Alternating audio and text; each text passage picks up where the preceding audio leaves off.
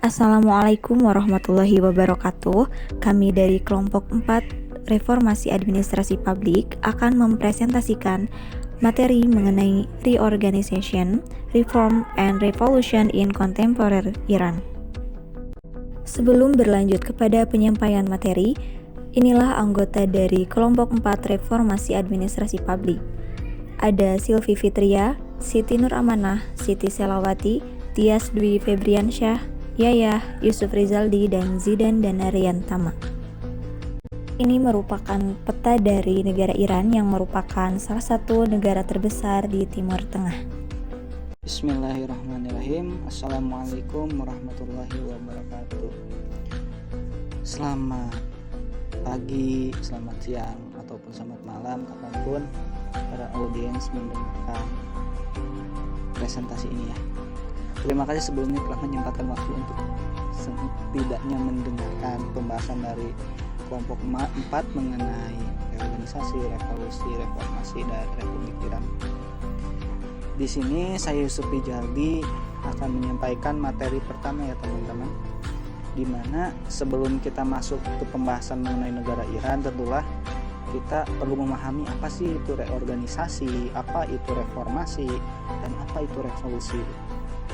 Oke, langsung saja ya. Mengenai reorganisasi, kalau misalkan kita berbicara kata yang berawalan dengan re itu biasanya itu mengindikasikan adanya pengembalian atau perbaikan gitu. Nah, dengan reorganisasi ini secara definisi maka perubahan garis kewenangan, struktur organisasi, struktur keuangan dan perubahan lainnya yang ditunjukkan untuk memperbaiki struktur manajemen dan keuangan suatu organisasi gitu.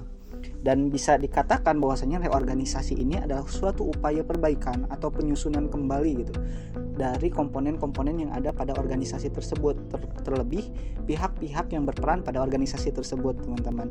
Nah, untuk reorganisasi ini, pengaturan komposisi personil ini adalah hal yang paling terpenting gitu dan perlu dipikirkan secara matang-matang. Tentulah hal tersebut dikarenakan reorganisasi ini diperuntukkan agar organisasi tersebut mencapai tujuannya secara efektif dan efisien gitu. Percuma kalau misalkan reorganisasi tanpa pemikiran yang matang-matang, ya otomatis hasilnya bakal seperti dahulu lagi gitu, pasti sama-sama aja sebelum melakukan reorganisasi gitu. Nah, pada dasarnya teman-teman, proses reorganisasi ini pun memiliki bermacam-macam gitu ya. Ada yang ditunjuk, ada juga yang berdasarkan voting, ada juga yang memang istilahnya diwarisi gitu.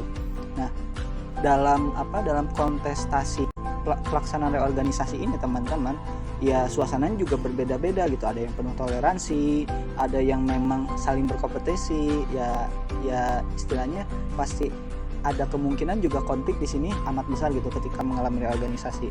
Karena reorganisasi ini kan istilahnya merubah tatanan struktur ya teman-teman, tatanan struktur organisasi, otomatis ada kemungkinan ada pihak yang disingkirkan, ada pihak yang tetap seperti itu teman-teman. Nah, biasanya pihak-pihak yang disingkirkan tersebut ya istilahnya ingin mempertahankan posisinya dengan melakukan perlawanan. Nah, ini pula lah yang membuat reorganisasi ini tuh rawan konflik juga gitu.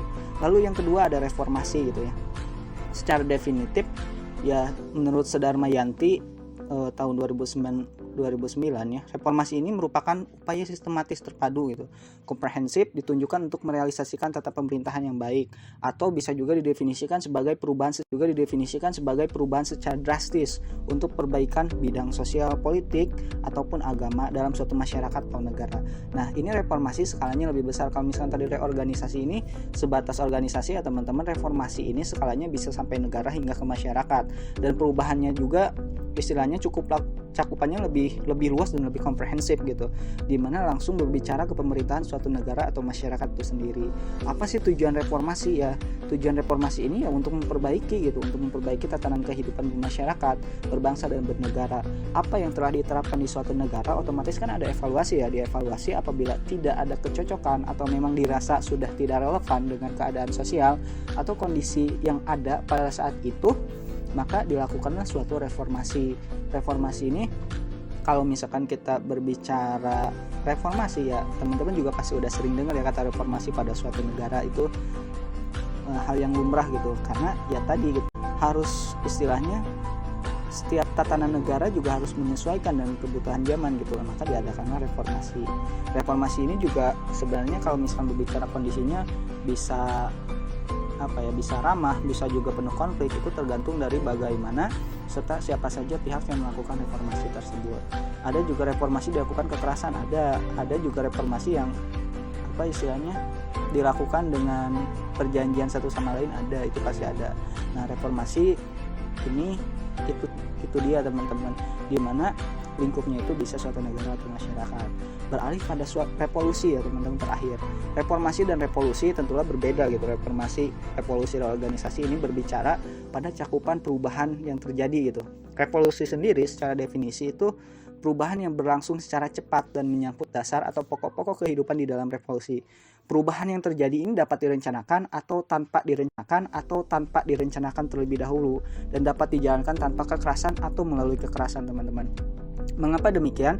Karena revolusi ini juga bisa istilahnya panggilan inisiatif, bisa ada pemicunya, bisa ya pemicunya antara lain ya kebutuhan gitu, kebutuhan dari suatu negara, kebutuhan dari suatu organisasi, itu bisa dikatakan sebagai revolusi. Perbedaan reformasi dan revolusi yang paling mendasar adalah bagaimana reformasi ini istilahnya ketika kita berbicara tatanan negara, reformasi ini masih bisa menetapkan tatanan negara tersebut gitu teman-teman, hanya merubah beberapa. Tapi kalau revolusi ini akan merombak gitu, melakukan perubahan yang asalnya tatanan negara ini A menjadi B gitu, benar-benar berbeda dari sebelumnya gitu teman-teman.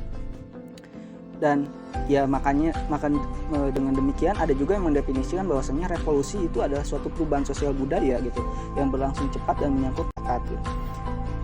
Yang tadi revolusi itu ada dua macam ya, ada direncanakan dan tidak direncanakan. Biasanya kebanyakan emang direncanakan gitu. Mengapa demikian? Karena ketika berbicara revolusi otomatis ada pemicu dan pemicu tersebut menjadi salah satu bahan perencanaan melakukan revolusi atau tidak gitu.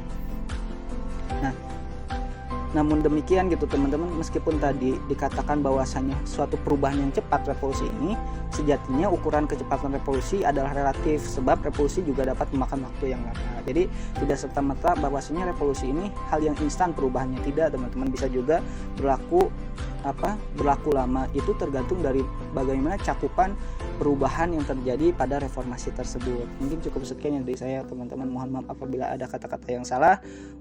Assalamualaikum warahmatullahi wabarakatuh. Terima kasih. Baik, untuk selanjutnya di sini ada materi mengenai sistem pemerintahan Iran. Nah, untuk sistem pemerintahan Iran di sini yang pertama ada ideologinya. Ideologi negara Iran di sini didasarkan kepada agama Islam mazhab Syiah Imam 12 atau Ja'fari. Nah, untuk itu diciptakanlah sistem velayat faqih atau supremasi kaum ulama, di mana seorang pemimpin agama memiliki hak untuk memberikan fatwa keagamaan dan memegang kekuasaan tertinggi dalam masalah ketenagakerjaan.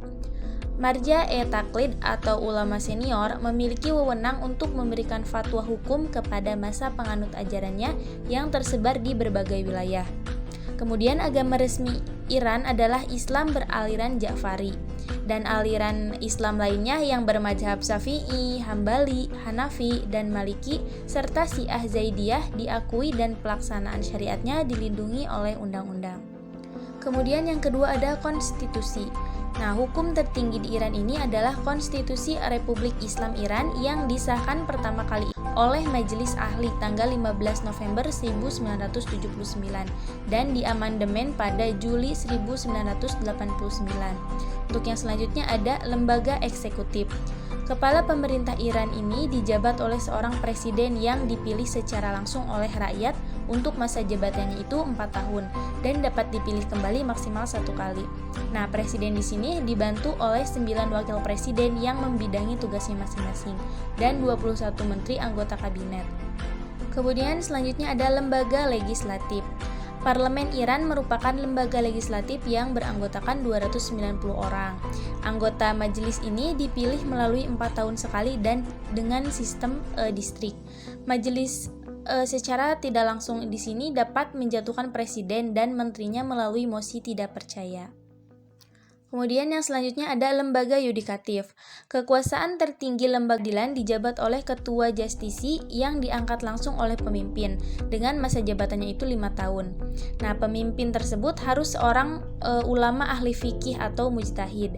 Iran di sini memiliki dua bentuk sistem peradilan, yaitu yang pertama ada peradilan umum dan yang kedua ada peradilan khusus.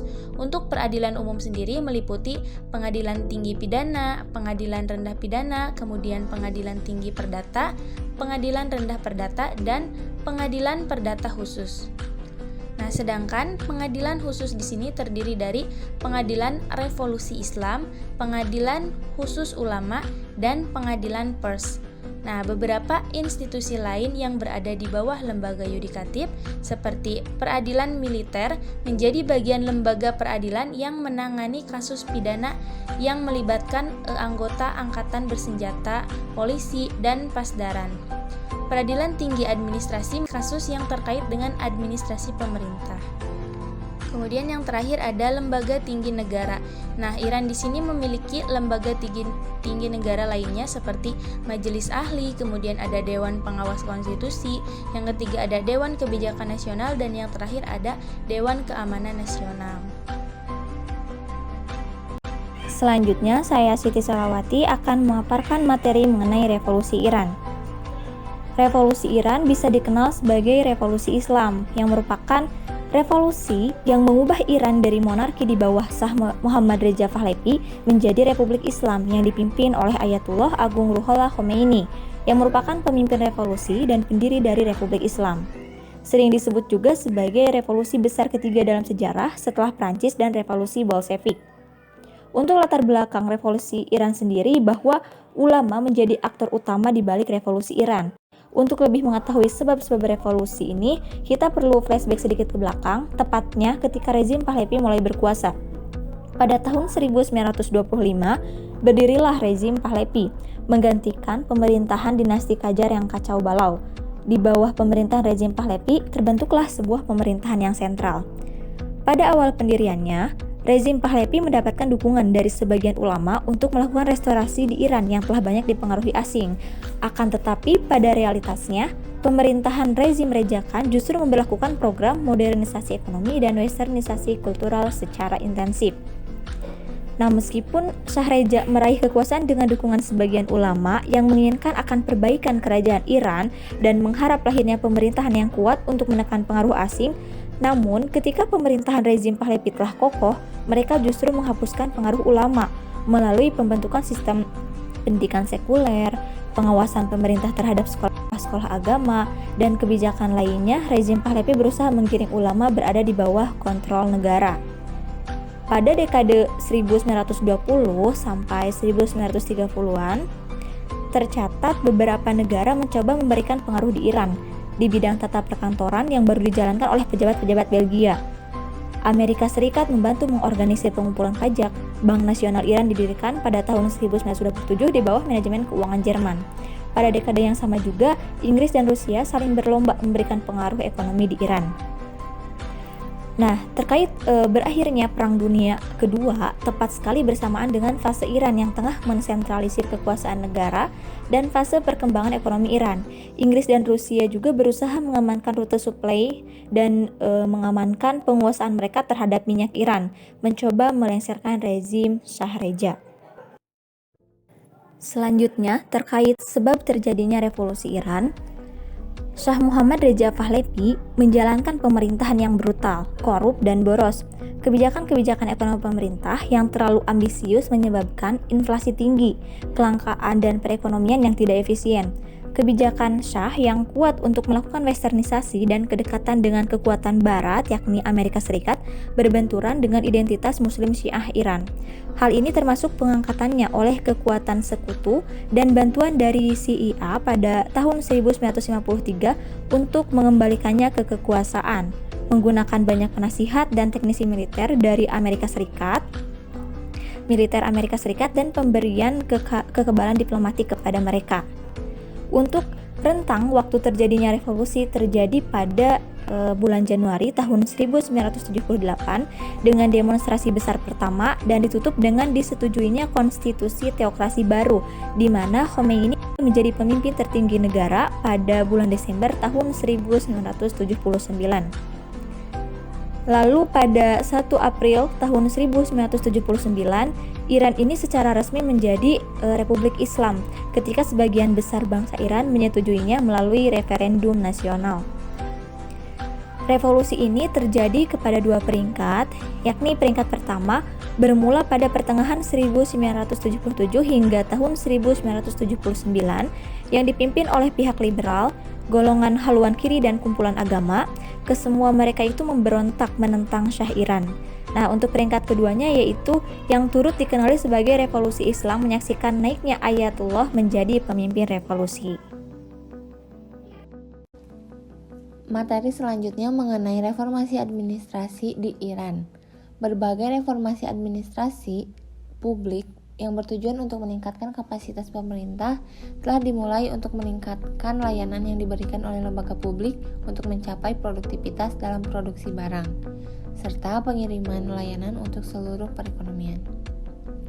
Adanya revolusi pada tahun 1980, muncullah sebuah organ administrasi baru yang dikenal sebagai The State Organization for Administrative and Employment Affairs, di mana organ itu diberi mandat untuk merevitalisasi layanan publik di Iran. Perubahan kritis terjadi di wilayah administrasi publik, seperti hubungan organisasi, keputusan pemerintah, dan kepemilikan dalam berbagai kegiatan ekonomi. Iran ini memiliki karakteristik public administration yang membedakan negara itu dari pola umum pemerintahan liberal dan sosialis. Karena sebagian besar pendapatan nasional berasal dari pendapatan minyak, perencanaan ekonomi setidaknya di tingkat makro dianggap penting. Perencanaan ekonomi juga diatur dalam konstitusi. Reformasi administrasi publik ini bisa dijelaskan lewat rencana pembangunan Iran setelah revolusi pada tahun 1980 yang diantara. Yang pertama, pada saat berakhirnya perang pada tahun 1988. Nah, rencana pertama Iran yaitu diratifikasi. Administrasi publik dan sistem administrasi telah dipertimbangkan dalam rencana ini. Namun, tujuan utamanya adalah pembangunan ekonomi, sosial, dan budaya, di mana untuk memperbaiki situasi ekonomi. Strategi dan tujuan penting dari rencana pembangunan yang pertama ini mengenai reformasi administrasi, yaitu membatasi jumlah otoritas pengambilan keputusan paralel, penataan administrasi publik tentang homogenitas fungsional, dan tidak adanya duplikasi dan tumpang tindih fungsi dan tanggung jawab. Juga pemulihan manajemen dan sumber daya manusia administrasi publik. Dan tak lupa memulihkan undang-undang dan peraturan yang diterapkan oleh organisasi serta lembaga negara. Dan yang terakhir, mengembangkan teknologi administrasi progresif dan meningkatkan metode kerja. Reformasi yang kedua yaitu pada saat rencana pembangunan 5 tahun yang kedua tentunya, pada tahun 1995 sampai 1999. Di sini dianggap sebagai dokumen terpenting dalam reformasi ekonomi dan upaya reformasi administrasi publik. Tujuan makro kualitatif dari rencana kedua tentang reformasi administrasi diantaranya ini untuk meningkatkan produktivitas, menyediakan pertumbuhan dan pembangunan ekonomi yang berkelanjutan, memperbaiki struktur pengawasan administrasi eksekutif dan yudikatif negara, memperkuat administrasi masyarakat umum, dan mengadopsi langkah-langkah yang diperlukan untuk pemantauan dan pelaksanaan rencana tepat dan berkelanjutan. Juga mengurangi ketergantungan ekonomi pada pendapatan minyak dan memastikan perluasan sektor non-migas yang lebih besar. Dan yang terakhir tentunya menyeimbangkan 3 sektor ekonomi utama. Lalu pada perkembangan yang ketiga ini di tahun 2000 sampai 2004 dirumuskan dengan tujuan untuk menjawab berbagai aspek realitas yang ada di negara ini. Tantangan yang dihadapi perekonomian dan penekanan pada penyusunan rencana yang komprehensif dan seimbang. Elemen inti dari kerangka kebijakan umum dari perubahan ketiga ini diantaranya untuk mengakui peran Dewan Tinggi Administratif dalam rangka meningkatkan administrasi dan sumber daya manusia dan manajemen dan struktur, lalu menilai posisi keuangan semua perusahaan negara dengan tujuan melikuidasi, memprivatisasi, dan membatasi mereka, lalu mengembangkan dan efektif jaringan pengamanan sosial yang akan menggantikan subsidi konsumsi umum saat ini dengan tujuan mendukung kelompok sasaran tertentu. Lalu yang terakhir adalah pada perkembangan rencana pembangunan 5 tahun yang keempat di tahun 2005 sampai 2009. Nah, di sini masih tetap tentang pandangan mengenai reformasi ekonomi dan reformasi administrasi publik yang sama dalam rangka meningkatkan akuntabilitas lembaga eksekutif kepada rakyat. Nah, Badan Perencanaan dan Pengelolaan Negara dan lembaga-lembaga lainnya ini dituntut untuk meningkatkan kualitas pelayanannya sendiri melalui pemanfaatan teknologi administrasi modern, peninjauan, dan penggunaan rekayasa proses, metode, serta oleh pertumbuhan indikator berbasis pelanggan dan pendidikan administrasi. Pengembangan budaya manajemen dan evaluasi kinerja juga menggunakan mekanisme yang diperlukan untuk mencegah korupsi administrasi.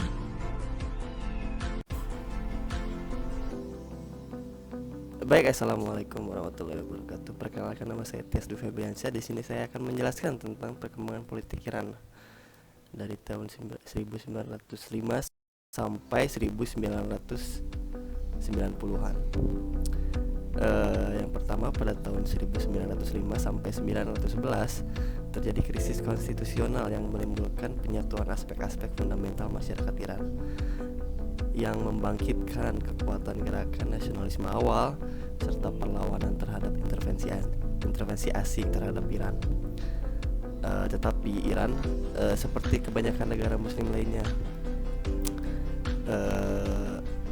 masih tetap mengalami pengaruh imperialisme barat.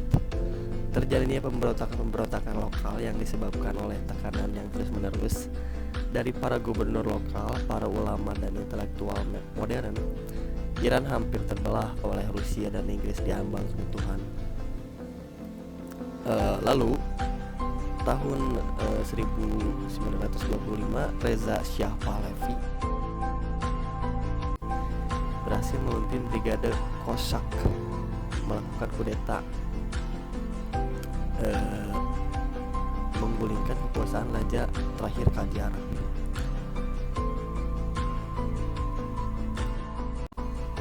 Baik, lanjut pada tahun 1925 sampai 1941 yang dimana kebijakan modernisasi yang digagas selama pemerintahan Reza Shah dan dilanjutkan oleh putranya Shah terakhir yaitu Muhammad Reza Pahlavi mengakibatkan tumbuhnya kekuatan sosial baru yang mencemaskan kelompok-kelompok sosial tradisional.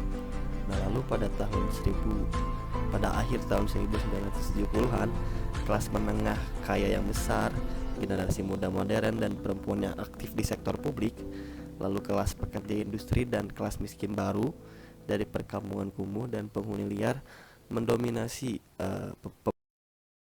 pemandangan ini. Kecuali kaum miskin, kebanyakan kelompok mendapat keuntungan dari kemajuan ekonomi ini, menikmati status sosial yang tinggi dan kualitas hidup yang unggul.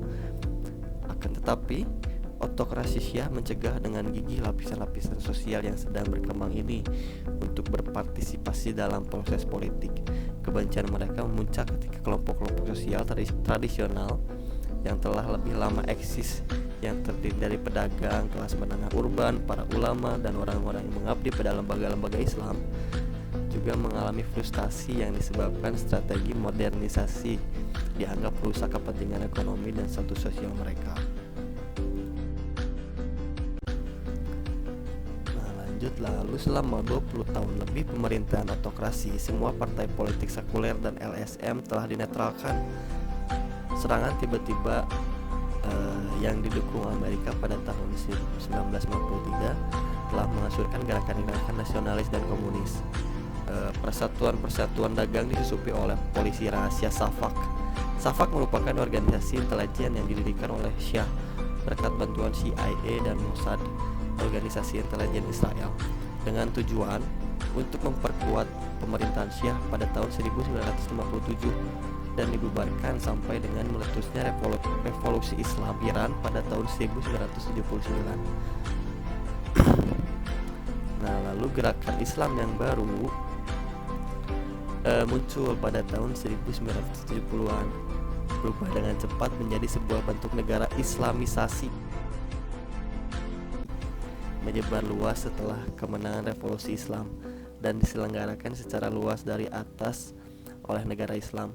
Hal ini termanifestasi dalam pendirian Wilayatul Faqih atau pemerintahan ulama, sistem hukum Islam, kebijakan-kebijakan yang membatasi ruang kaum perempuan, praktik-praktik, dan lembaga-lembaga budaya Islam.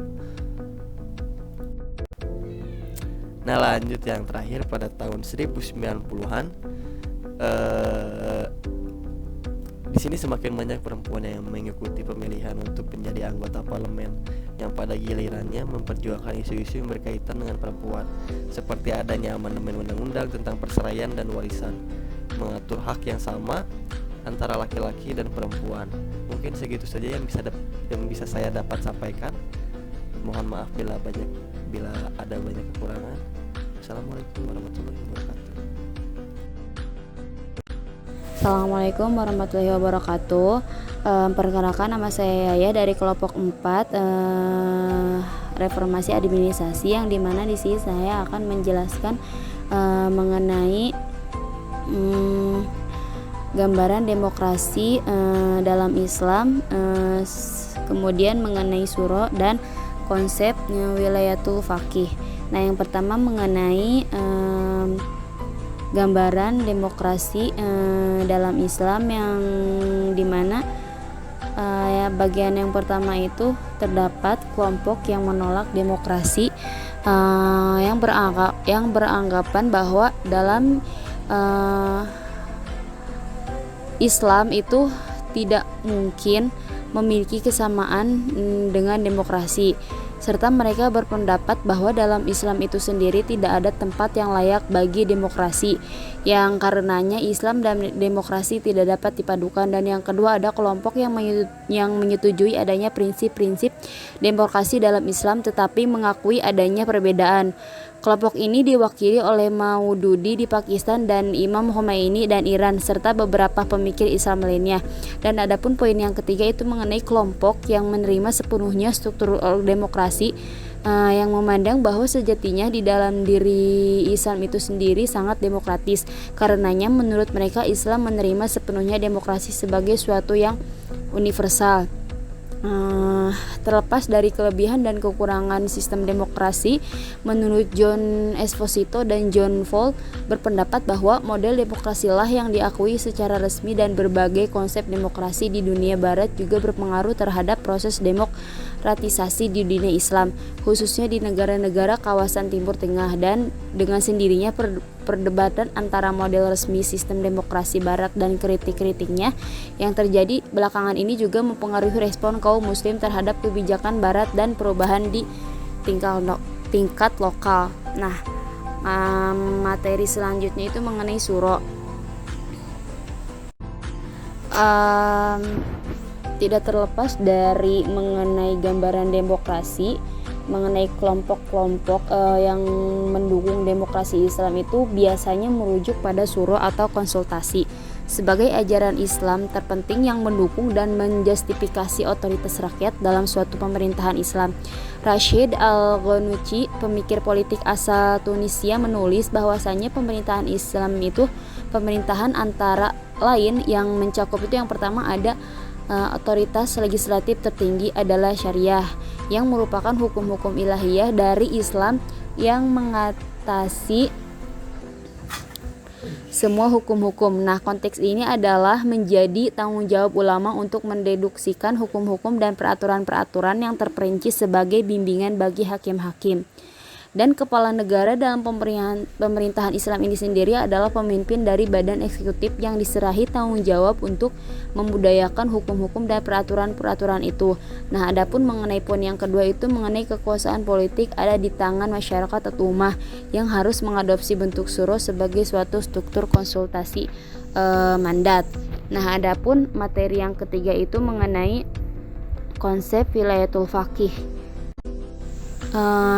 Memang sudah kita ketahui juga mengenai konsep ini, konsep wilayatul faqih ini sudah dipaparkan oleh sebagai pemateri. Tapi perlu kita ketahui juga bahwasannya dalam pemerintahan ini tuh mereka juga menjalankan pemerintahan dengan menggunakan demokrasi, ditandai dengan adanya trias politika, yaitu adanya lembaga eksekutif, yudikatif, dan legislatif. Kepala pemerintahan dipegang oleh presiden yang dipilih oleh rakyat, akan tetapi presiden ini kekuasaannya masih di bawah mullah dan bisa diberhentikan pula oleh mullah itu sendiri. Nah, pemilihan umum juga dilakukan masyarakat dalam menentukan wakil rakyatnya di legislatif yang menjabat selama 4 tahun. Kekuasaan yudikatif yang tertinggi dipegang oleh Mahkamah Agung yang dipilih oleh Rohbah yang membawahi pengadilan tinggi provinsi dan pengadilan rendah kota. Dan memang salah satu gagasan yang paling menonjol dalam pemikiran politik Imam Khomeini adalah yaitu idenya tentang wilayatul faqih ini sendiri atau pemerintahan para faqih yang pada dasarnya menghendaki agar kepemimpinan pada umumnya termasuk kepemimpinan politik harus berada di tangan terpercaya. Pemikiran politik Imam Khomeini mengenai wilayatul faqih yang menjadi bagian terpenting dalam sistem politik Republik Islam Iran ini memberikan tekanan pada imamah yang diartikan sebagai kepemimpinan agama dan politik yang sekaligus disandang oleh faqih atau ahli hukum agama. Dalam sebuah pemerintahan Islam, badan atau majlis perencanaan mengambil peran sebagai majlis legislatif yang merupakan salah satu dari 3 cabang kekuasaan dalam pemerintahan yang ada saat ini, yaitu kekuasaan eksekutif, kekuasaan legislatif, dan kekuasaan yudikatif. Majlis ini menyusun program-program bagi departemen-departemen kementerian di dalam rangka aturan-aturan Islam, dan dengan cara demikian majlis ini akan menentukan bagaimana kuantitas dan kualitas pelayanan publik yang diberikan negara kepada masyarakatnya. Hukum-hukum Islam yang ada dalam Al-Quran dan Sunnah Nabi telah diterima kaum muslim dan ditaati. Penerimaan mereka ini memudahkan tugas pemerintah dan menerapkan hukum-hukum tersebut dan membuatnya agar tetap menjadi milik rakyat dengan mensosialisasikannya. Nah, adapun menurut Imam Khomeini ini mengenai negara Islam itu adalah negara hukum. Yang dimana pemerintahan Islam itu adalah pemerintahan konstitusional. Namun pengertian konstitusional itu sendiri dengan negara hukum di sini itu berbeda dengan apa yang selama ini kita kenal. Yang dimana pengertian konstitusional itu merujuk pada hukum yang disesuaikan dengan pendapat mayoritas. Tidak dikenal dalam sistem pemerintahan Islam karena dalam pemerintahan Islam hukum sudah ada, yaitu hukum Tuhan. Dengan kata lain ya Tuhanlah pemegang kekuasaan legislatif di samping sebagai pemegang kedaulatan tertinggi yang sebenarnya dan bukan parlemen. Sesuai dengan tujuan dan misinya, pemerintahan memiliki tugas dan fungsi sebagai berikut. Yang pertama itu ada mempertahankan lembaga-lembaga hukum Islam. Yang kedua ada melaksanakan hukum Islam. Yang ketiga ada membangun kembali tatanan yang adil. Yang keempat ada memungut dan memanfaatkan pajak sesuai dengan ajaran Islam. Yang kelima ada menentang segala bentuk agresi. Yang keenam ada mempertahankan kemerdekaan dan integritas teritorial tanah Islam. Yang ketujuh ada memajukan pendidikan. Yang kedelapan ada memberantas korupsi dan segala jenis penyakit sosial lainnya. Yang kesembilan ada memberikan perlakuan yang sama terhadap semua warga negara tanpa diskriminasi. Yang kesepuluh ada memecahkan masalah kemiskinan. Dan yang terakhir ada memberi pelayanan kemanusiaan secara umum. Nah, adapun dari konsep wilayatul faqih ini dapat saya simpulkan bahwasanya memang konsep wilayatul faqih ini sebagai otoritas yang diserahkan kepada para fuqaha atau para faqih yang berilmu tinggi sehingga mereka dapat mengarahkan dan memberi nasihat pada umat muslim selama tidak hadirnya imam maksum. Adapun otoritas ini didapat dari imam yang merupakan al-hujjah atau dari Allah, oleh karenanya adalah wajib untuk menaati perintah-perintahnya sebagai otoritas tunggal yang sah.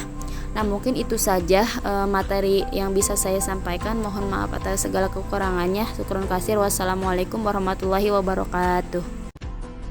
Bismillahirrahmanirrahim. Oke, pada kesempatan kali ini izinkan saya memperkenalkan diri. Nama saya Zidan Danariantama, dan pada kesempatan kali ini juga saya akan memberikan sedikit pemaparan tentang pengaruh Syiah pada jalannya pemerintahan Iran. Nah, jadi teman-teman, Syiah ini merupakan salah satu kekuatan politik yang paling kuat yang dimiliki oleh pemerintahan Iran. Nah, di mana sistem politik Syiah ini diimplementasikan melalui konsep wilayat al-faqih yang sudah disampaikan oleh teman saya sebelumnya ya teman-teman. Nah, dalam terpilihnya Presiden Hasan Rohani, ini bisa dimaknai sebagai bukti menguatnya konsolidasi Syiah di Iran. Pendapat ini didasari oleh dua hal ya teman-teman, berkaitan dengan sistem politik Iran yang kental dengan nuansa Syiahnya, dan sosok Hasan Rohani yang merupakan kader inti dari Syiah itu sendiri. Nah, jadi sebenarnya Hasan Rohani ini merupakan dua presiden dari dua periode sebelumnya, menggantikan Ahmadinejad. Jadi waktu itu Ahmadinejad turun digantikan oleh Hasan Rohani. Terus yang sekarang itu yang menjabat jadi presiden itu sekarang pertengahan tahun 2021, dan digantikan oleh yang sekarang yang terbaru itu Ibrahim Raisi. Dan pertama, ketika kita berbicara tentang politik Iran, maka tidak bisa dipisahkan dengan dari kepentingannya Syiah itu sendiri ya teman-teman. Bahkan dalam konstitusi Desember tahun 1979 dan amandemennya tahun 1989, Syiah Imamah dinyatakan sebagai agama resmi di Iran. Konsekuensinya adalah bahwa sistem politik, ekonomi, dan sosial di Iran harus berdasarkan pada nilai-nilai teologi Syiah. Oleh karena itu, untuk menjaga ideologi Syiah dalam kehidupan masyarakat Iran, maka dibentuklah sistem yang secara sistematis ini memberikan kekuasaan kepada Ayatullah sebagai pemegang otoritas tertinggi dalam politik dan agama. Ia mampu mempengaruhi kebijakan yang diambil oleh eksekutif, legislatif, dan juga yudikatif. Nah, jadi kalau misalkan teman-teman pengen tahu konsepnya Ayatullah ini, jadi sebenarnya pemegang kekuasaan tertinggi itu otoritasnya ada di Ayatullah, atau kalau misalkan diibaratkan itu kayak orang yang agung gitu, orang yang diagungkan. Jadi kalau misalkan di Nazi itu Führer lah, jadi istilahnya kayak tangan Tuhan di bumi Ayatullah itu. Dan memang secara tugas pokok dan fungsinya kayak melebihi presiden sih sebenarnya. Dan ini yang menjadi keunikan dari Iran, yaitu ada presiden tetapi sebagai konsolidasi tertingginya itu adalah orang yang agung atau Ayatullah. Nah, posisi Ayatullah yang begitu kuat dalam politik Iran ini menunjukkan bahwa siapapun presidennya, ia pasti akan memiliki kesulitan untuk menentang sistem Syiah. Dan ideologi Syiah juga meyakini bahwa kepemimpinan mereka hanya boleh berada pada garis keturunan Ali bin Abi Thalib radhiyallahu anhu, yang mereka kenal dengan 12 imam itu. Nah, selama imam ke-12 masih menghilang, maka kepemimpinan akan diserahkan kepada Ayatullah. Sejauh ini, posisi tersebut baru ditempati oleh Ayatullah Ruhollah Khomeini, dan tahun 1979 sampai dengan kematiannya tahun 1989, dan digantikan oleh Ayatullah Ali Khamenei dari tahun 1989 sampai sekarang. Dan kabarnya Iran juga sekarang lagi dilanda dilema politik ya begitu, karena secara kesehatan Ayatullah Ali Khamenei juga sekarang usianya udah 81 tahun. Jadi mereka kebingungan gitu, kayak siapa yang harus dan siapa yang pantas untuk menggantikan Ayatullah sebagai otoritas tertinggi saat ini di Iran. Oke, sekarang yang kedua berkaitan dengan pengaruh Syiah terhadap jalannya pemerintahan di Iran. Itu selain karena sistem yang kental dengan kepentingan Syiah, terpilihnya Hasan Rouhani ini sebagai presiden Iran yang periode kemarin menjadi momentum kelompok Syiah untuk semakin menegaskan kepentingan mereka dalam politik internasional dan dalam hubungannya dengan kelompok Sunni itu sendiri. Nah, dalam lingkup domestik, Iran akan tetap menerapkan politik diskriminatif. Kaum Sunni di Iran akan kehilangan kebebasan mereka dalam melaksanakan ajaran agama.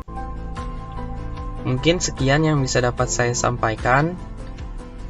Kurang lebihnya mohon maaf. Saya kembalikan ke moderator. Terima kasih. Sekian pemaparan materi yang dapat kami sampaikan. Jika ada pertanyaan, silahkan isi di kolom komentar. Terima kasih. Wassalamualaikum warahmatullahi wabarakatuh.